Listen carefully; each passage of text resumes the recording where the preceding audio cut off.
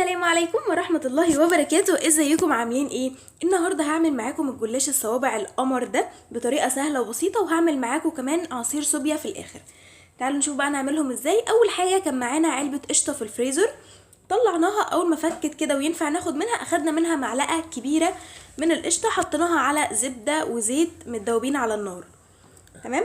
بعد كده هنجيب لفة جلاش تكون مش محطوطة في الفريزر، يعني تكون من عمو بتاع الجلاش طازة، يعني فريش، ما يكونش ولا عمو حاططها في الفريزر ولا انتوا حاطينها في الفريزر، عشان الفريزر بيخليها متقطعه.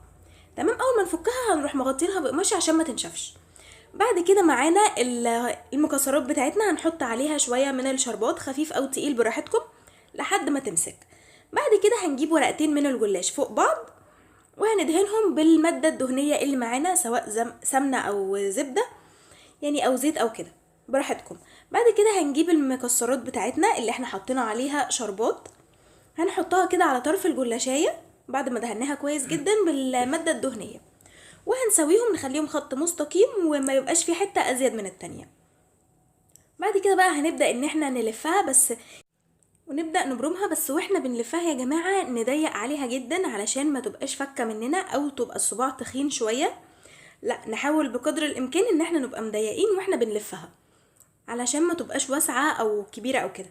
تمام. ونبدأ بقى ان احنا نقطعها، انتوا عايزينها طويلة قصيرة براحتكم، بس نحاول نقطعها كلها نفس المقاس علشان يبقوا كلهم يعني ياخدوا نفس وقت التسوية، ما يبقاش حاجة استوت وحاجة لسه. وهنبدأ بقى نحطهم في الفرن. هي بتقعد في الفرن حوالي 20 دقيقة بس، ولا بنفتح شواية ولا بنفتح اي حاجة، هو الفرن بيحمرها من فوق وتحت. تمام. بس والله العظيم بتطلع مقرمشة وكريسبي، وتبقى هي طالعة من الفرن سخنة. هنحط عليها الشربات خفيف ساقع، مش خفيف اللي هو خفيف، لا يكون متوسط، مش تقيل طبعا، يعني تقيل لا، يبقى متوسط.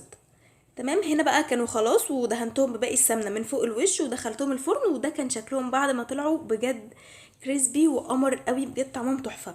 هنا بقى هنعمل معاكم عصير الصوبيا كده، طريقة سهلة وبسيطة. اول حاجة هنجيب حبة الصوبيا، كيس الصوبيا من بره، هنحطه في الخلاط وهنحط عليه لتر واحد من اللبن.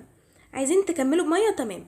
بعد كده نضربهم شوية، بعدين هنحط عليهم معلقة كبيرة من جوز الهند و3 معالق كبار من السكر، ده المقدار بتاع السكر المظبوط بتاعه. بس بعد كده بقى هنضربهم في الخلاط. جوز الهند يا جماعة بيخلي طعمه بيوديه في حتة تانية خالص. بعد كده طبعا حطيته في الازاز الصغيرة اللي انتوا شايفينها دي، وهنبدأ نصبها في الكوباية كده. انا الكوباية كانت كبيرة فازازة واحدة ما كفتش، فرحت اخده جزء من الكوباية التانية بس كده. وهنروح مزينينها بقى الكوباية من فوق الوش بحبة كده من جوز الهند وبس.